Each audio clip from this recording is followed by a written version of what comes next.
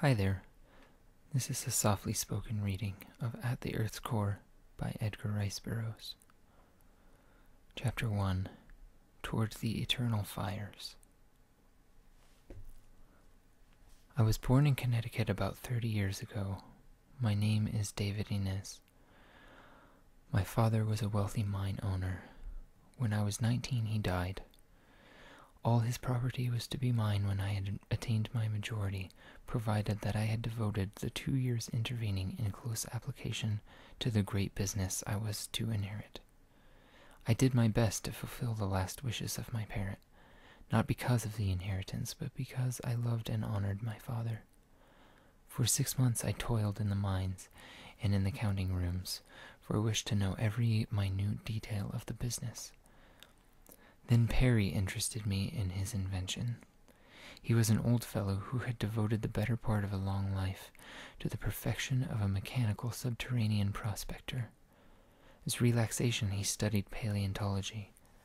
I looked over his plans, listened to his arguments, inspected his working model, and then, convinced, I advanced the funds necessary to construct a full-sized, practical prospector. I shall not go into the details of its construction. It lies out there in the desert now, about 2 miles from here. Tomorrow you may care to ride out and see it. Roughly, it is a steel cylinder 100 feet long, and jointed so that it may turn and twist through solid rock if need be. At one end is a mighty revolving drill operated by an engine, which Perry said generated more power to the cubic inch than any other engine did to the cubic foot.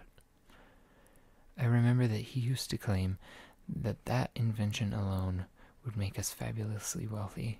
We were going to make the whole thing public after the successful issue of our first secret trial, but Perry never returned from that trial trip, and I only after 10 years. I recall, as it were but yesterday, the night of that momentous occasion upon which we were to test the practicality of that wonderful invention. It was near midnight when we repaired to the lofty tower in which Perry had constructed his iron mole, as he was wont to call the thing. The great nose rested upon the bare earth of the floor. We passed through the doors into the outer jacket, secured them, and then passing on into the cabin, which contained the controlling mechanism within the inner tube, switched on the electric lights. Perry looked to his generator, to the great tanks that held the life-giving chemicals with which he was to manufacture fresh air to replace that which we consumed in breathing, to his instruments for recording temperatures, speed, distance, and for examining the materials through which we were to pass. He tested the steering device and overlooked the mighty cogs which transmitted its marvelous velocity to the giant drill at the nose of his strange craft. Our seats, into which we strapped ourselves, were so arranged upon transverse bars that we would be upright whether the craft were plowing her way downward into the bowels of the earth, or running horizontally along some great seam of coal, or rising vertically toward the surface again. At length all was ready.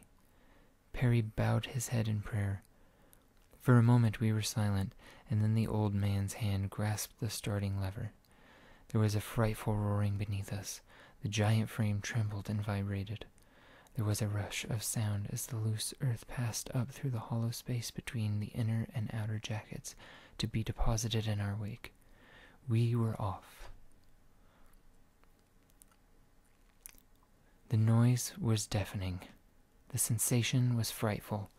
For a full minute neither of us could do aught but cling with the proverbial desperation of the drowning man to the handrails of our swinging seats. Then Perry glanced at the thermometer. "Gad," he cried, "it cannot be possible. Quick, what does the distance meter read?" That and the speedometer were both on my side of the cabin, and as I turned to take a reading from the former, I could see Perry muttering, 10 degrees rise, it cannot be possible. And then I saw him tug frantically upon the steering wheel. As I finally found the tiny needle in the dim light, I translated Perry's evident excitement, and my heart sank with me. But when I spoke, I hid the fear which haunted me. "It will be 700 feet, Perry," I said. by the time you can turn her into the horizontal. "You better lend me a hand then, my boy," he replied, "for I cannot budge her out of the vertical alone. God give that our combined strength may be equal to the task, for else we are lost." I wormed my way to the old man's side, with never a doubt but that the great wheel would yield on the instant to the power of my young and vigorous muscles. Nor was my belief mere vanity, for always had my physique been the envy and despair of my fellows. And for that very reason it had waxed even greater than nature had intended, since my natural pride in my great strength had led me to care for and develop my body and my muscles by every means within my power. What with boxing, football, and baseball, I had been in training since childhood. And so it was with the utmost confidence that I laid hold of the huge iron rim. But though I threw every ounce of my strength into it, my best effort was as unavailing as Perry's had been. The thing would not budge, the grim, insensate, horrible thing that was holding us upon the straight road to death. At length I gave up the useless struggle, and without a word returned to my seat. There was no need for words, at least none that I could imagine, unless Perry desired to pray. And I was quite sure that he would, for he never left an opportunity neglected where he might sandwich in a prayer. He prayed when he arose in the morning, he prayed before he ate, he prayed when he had finished eating, and before he went to bed at night he prayed again. In between he often found excuses to pray, even when the provocation seemed far-fetched to my worldly eyes. Now that he was about to die, I felt positive that he should witness a perfect orgy of prayer, if one may allude with such a simile to so solemn an act.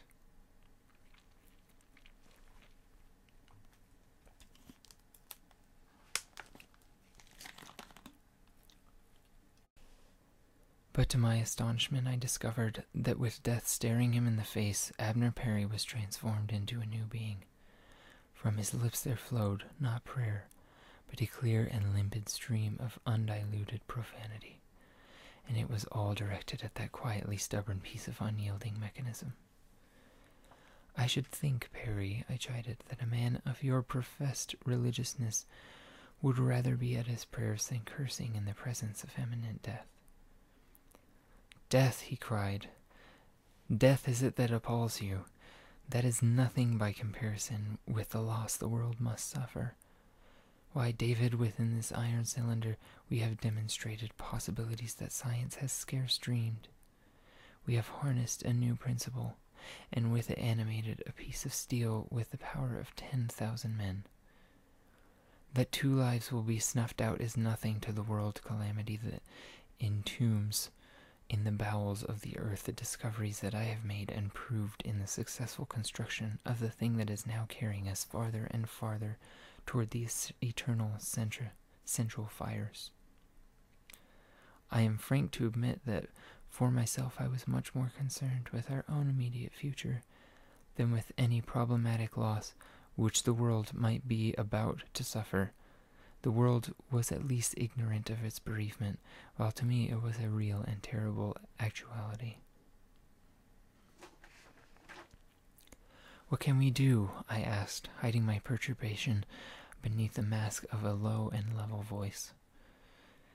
"We may stop here and die of asphyxiation when our atmosphere tanks are empty," replied Perry, "or we may continue on with a slight hope that we may later sufficiently deflect the prospector from the vertical to carry us along the arc of a great circle which must eventually return us to the surface. If we succeed in doing so before we reach the higher internal temperature, we may even yet survive. There would seem to me to be about 1 chance in several million that we shall succeed.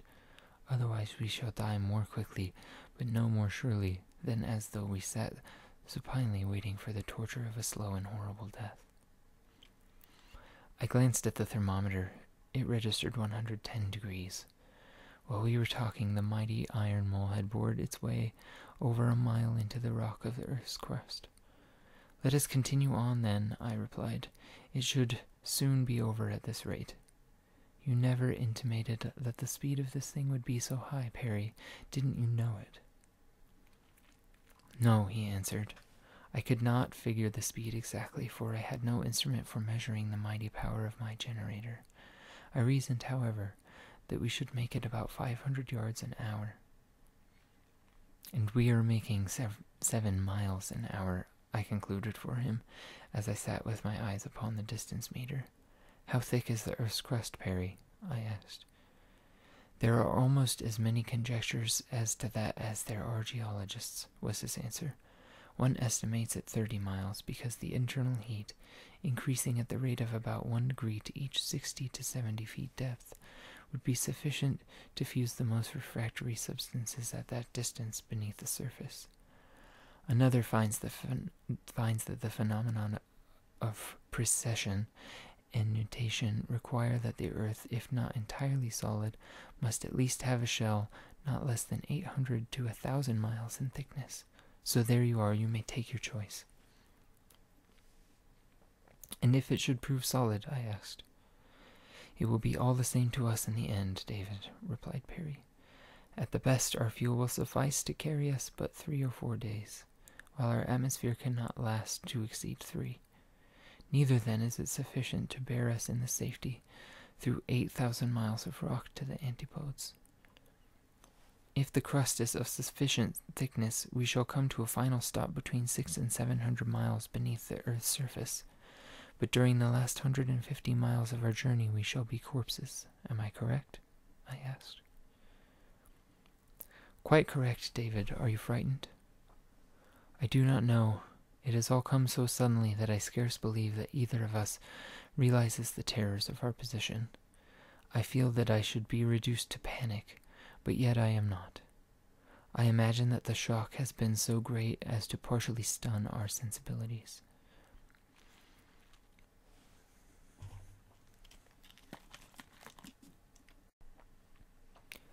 Again I turned to the thermometer. The mercury was rising with less rapidity. It was now but 140 degrees, although we had penetrated to a depth of nearly 4 miles. I told Perry, and he smiled. We have shattered one theory at least, was his only comment, and then he returned to his self-assumed occupation of fluently cursing the steering wheel. I once heard a pirate swear, but his best efforts would have seemed like those of a tyro alongside of Perry's masterful and scientific imprecations. Once more I tried my hand at the wheel, but I might as well have essayed to swing the earth itself. At my suggestion, Perry stopped the generator, and as we came to rest, I again threw all my strength into a supreme effort to move the thing even a hair's breadth, but the results were as barren as when we had been traveling at top speed. I shook my head sadly and motioned to the starting lever. Perry pulled it toward him, and once again we were plunging downward toward eternity at the rate of 7 miles an hour. I sat with my eyes glued to the thermometer and the distance meter. The mercury was rising very slowly now, though even at 145 degrees it was almost unbearable within the narrow confines of our metal prison. About noon, or 12 hours after our start upon this unfortunate journey, we had bored to a depth of 84 miles, at which point the mercury registered 153 degrees Fahrenheit. Perry was becoming more hopeful, although upon what meager food he sustained his optimism I could not conjecture. From cursing he had turned to singing. I felt that the strain had at last affected his mind. For several hours we had not spoken, except as he asked me for the readings of the instruments from time to time, and I announced them. My thoughts were filled with vain regrets. I recalled numerous acts of my past life, which I should have been glad to have had a few more years to live down. There was the affair in the Latin Commons at Andover, when Calhoun and I had put gunpowder in the stove and nearly killed one of the masters.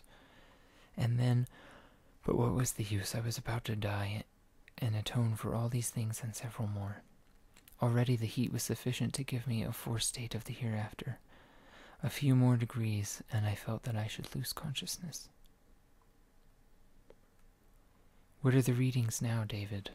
Perry's voice broke in upon my somber reflections.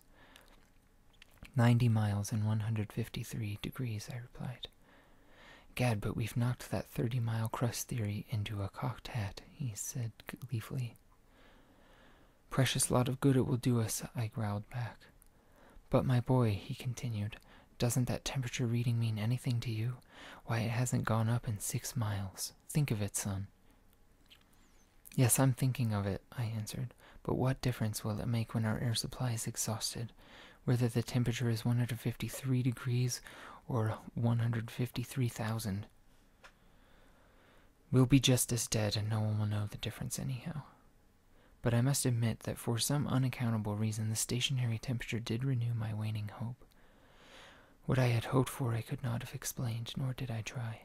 The very fact, as Perry took pains to explain, of the blasting of several very exact and learned scientific hypotheses made it apparent that we could not know what lay before us within the bowels of the earth, and so we might continue to hope for the best, at least until we were dead, when hope would no longer be essential to our happiness.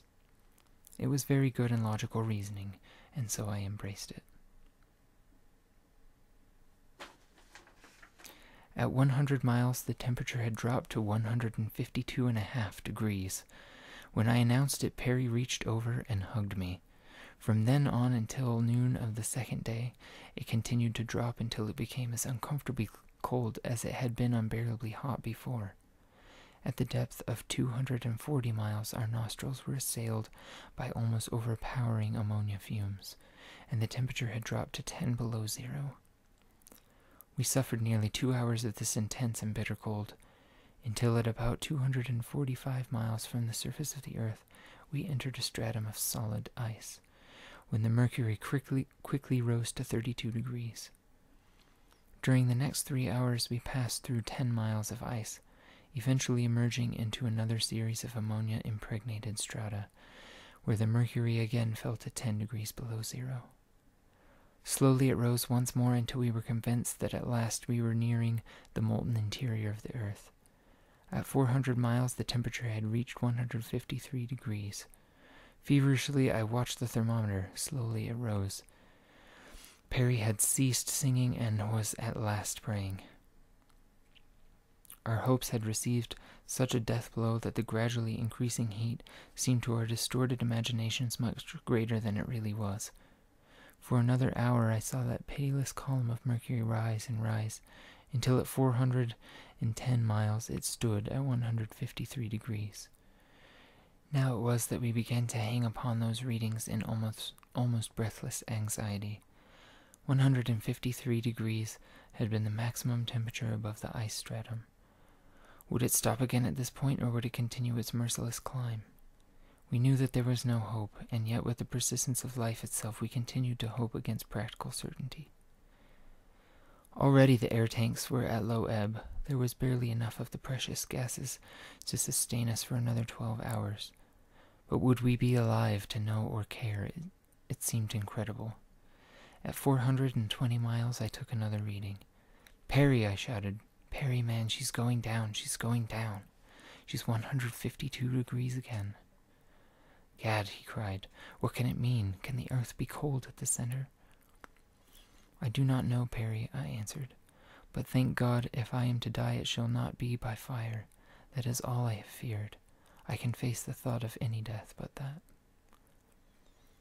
Down, down went the mercury until it stood as low as it had 7 miles from the surface of the earth.